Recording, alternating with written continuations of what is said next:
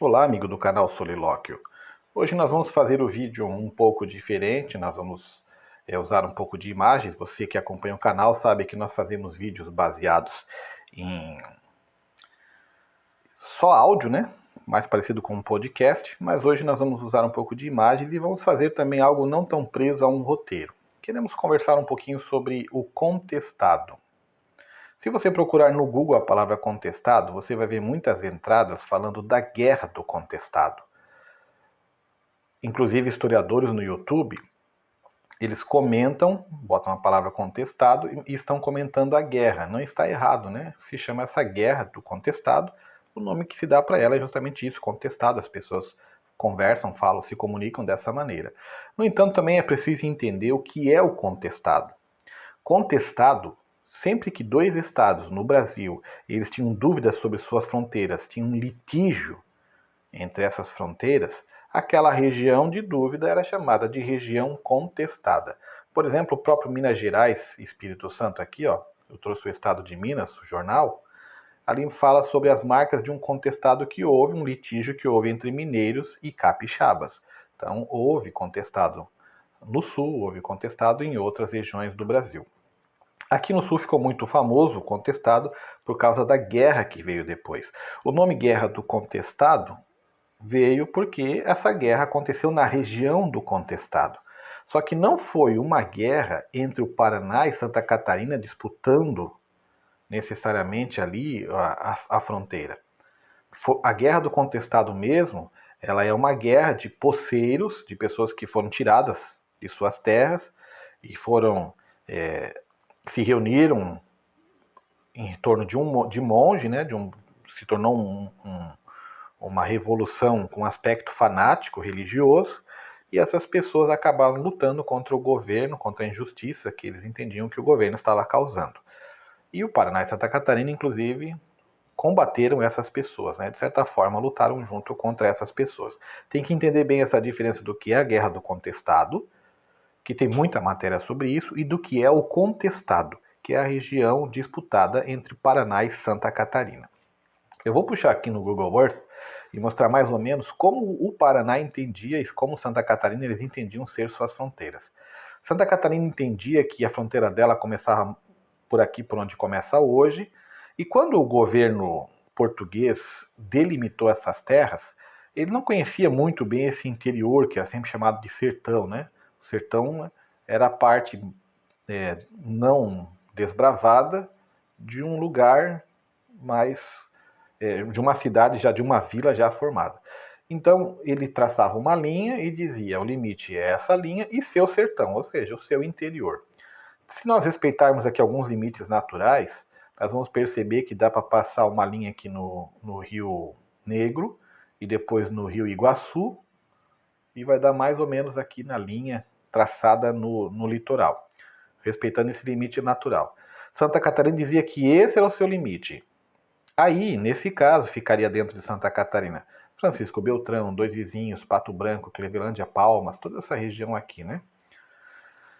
Só que o Paraná dizia que herdou de São Paulo toda essa região oeste, e que a fronteira de São Paulo, na verdade, ia até aqui o Rio Grande do Sul, e o Paraná acabou herdando essa fronteira, né? Então o oeste, talvez até o meio oeste, de repente até Lages, Curitibanos, Caçador, Chapecó, Xanxerê, Irineópolis, né, Canoinhas, Mafra, tudo isso estaria dentro do território paranaense, e Santa Catarina ficaria restrita a uma região aqui mais perto do litoral. A província catarinense seria aquela. Esse era o entendimento do Paraná, e era essa a luta que existia naquele momento, naquela circunstância, né? Todo esse interior não tinha muito sentido para muito antigamente lutar muito por isso, porque não tinha, era só mato, né? Mas depois que a economia foi mudando ali, começou a ficar mais interessante para eles lutar por aquela região, principalmente quando surgiu a questão do mate, né? Ali na região de Rio Negro, Mafra. Eu estou puxando um mapa aqui que mostra como, olha como esse mapa mostra a província de São Paulo. Fronteira norte que é hoje, né? O Paraná cabe certinho aqui dentro, mas esse oeste catarinense dentro da província de São Paulo. ainda ausente aqui o desmembramento do Paraná, que aconteceria depois. Então veja que existia realmente essa questão, esse entendimento de que a fronteira sul da província de São Paulo ia até a fronteira com a província aqui do Rio Grande do Sul, né? Província de São Pedro. Havia ainda o interesse argentino nessa região, nesse oeste. Eu vou puxar um mapa aqui de 1841, aqui no Photoshop, e vou mostrar como os argentinos entendiam que era a fronteira dele na região das Missões, né?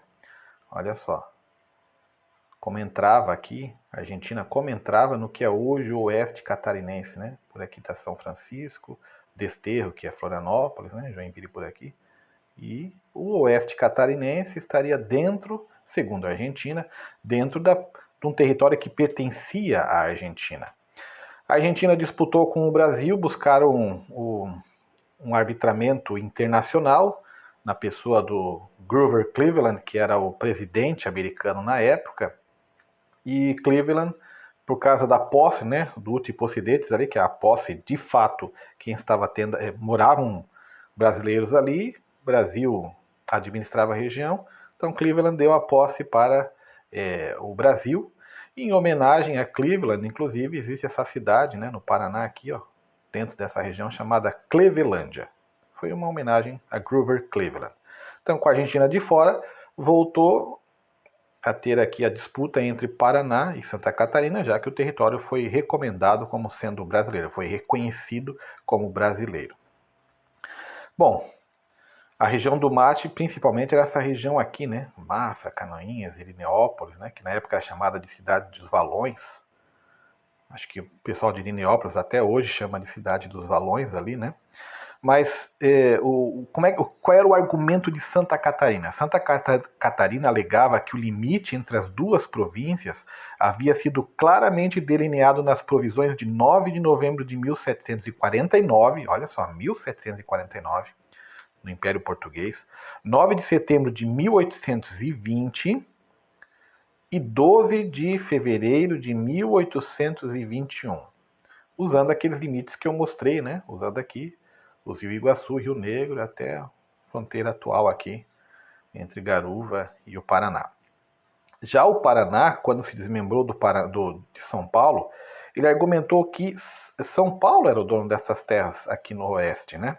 Eu vou puxar um mapa aqui, inclusive, que mostra que quem perambulava por essa região oeste eram os paulistas. Quando eu falo paulista, aí você já pode entender os paranaenses também, né? Os paranaenses dentro da província de São Paulo.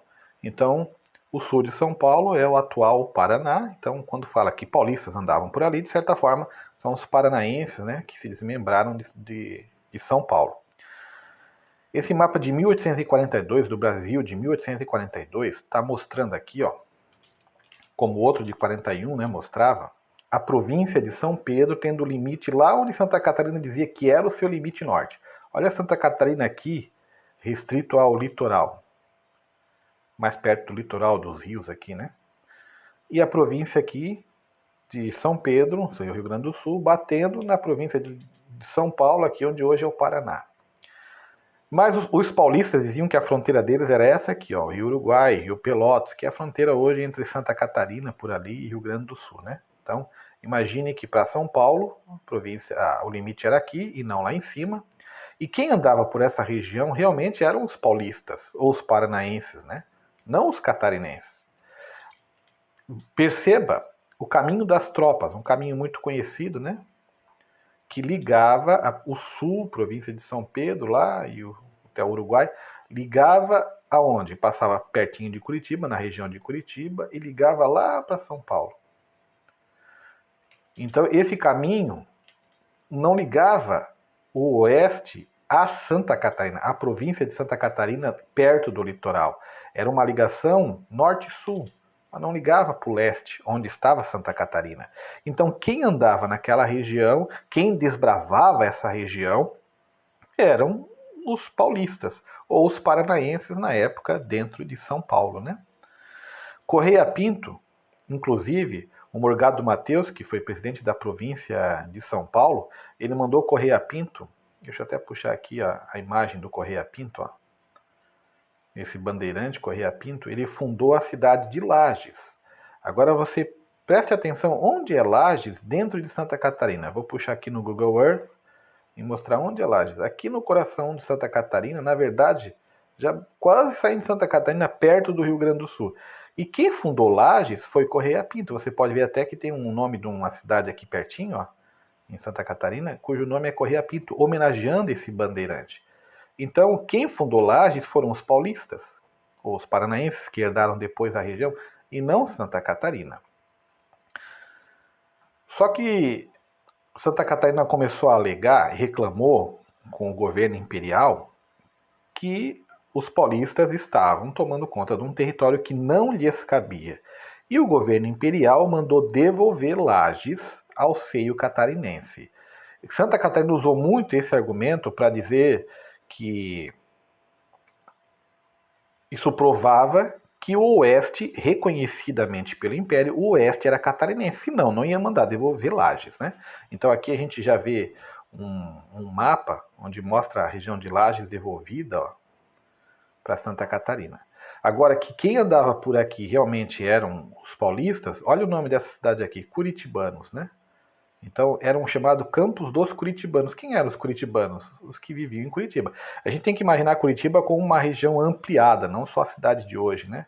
Naquela época as cidades eram gigantescas e tinha o sertão ainda, que era o interior de uma cidade gigantesca. Então, lá os curitibanos eram Campos das pessoas de Curitiba. Um nome vinculado no coração de Santa Catarina, vinculado ao Paraná e não historicamente aqui a Santa Catarina, né? Os jornais catarinenses, inclusive, teve um jornal, o jornal A Regeneração, de 30 de maio de 1880, chegou a mencionar um deputado que chamou Correia Pinto de usurpador. Claro, um deputado catarinense, né? Usurpador, porque estava usurpando terras catarinenses. Mais tarde, ele foi homenageado, inclusive, hoje já mostrei o município ali que homenageia ele com o próprio nome da cidade, né?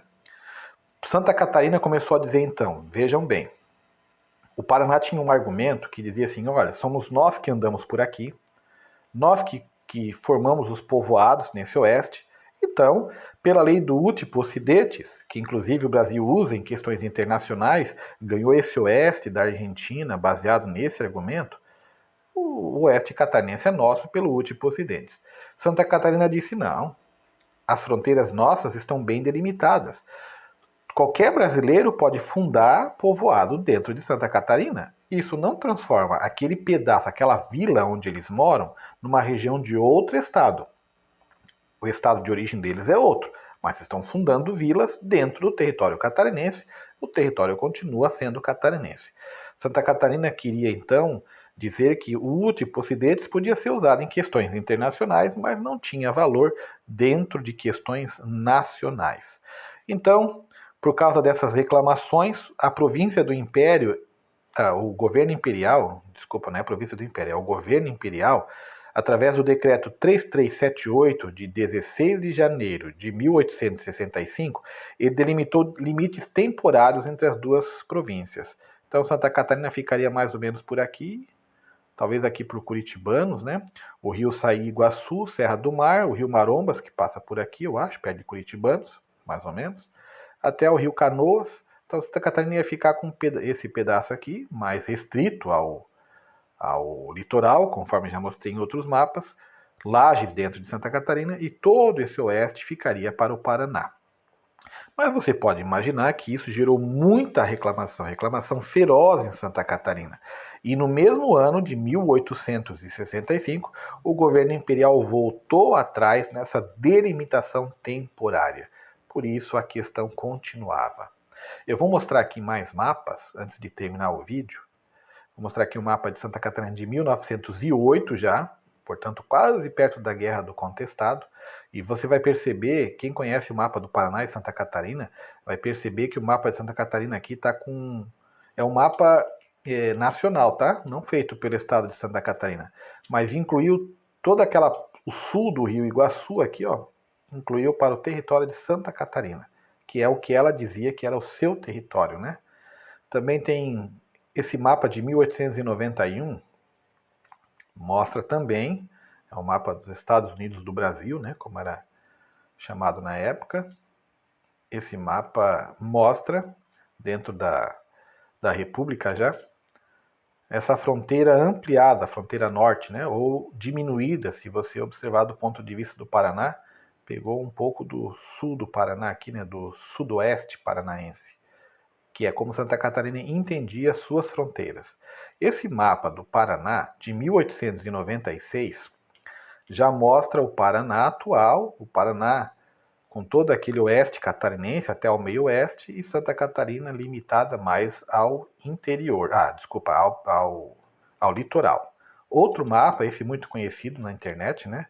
De novo, mostra aqui, chega a mostrar que é uma região em litígio, ó, chega a demarcar aqui Santa Catarina. É um mapa de 1912, já no começo da guerra do Contestado, mas delimita Santa Catarina aqui, ó, só Joinville, São Francisco do Sul e depois uma região mais perto do litoral aqui para baixo, né? E um estado do Paraná bem ampliado em relação ao que é o Paraná hoje.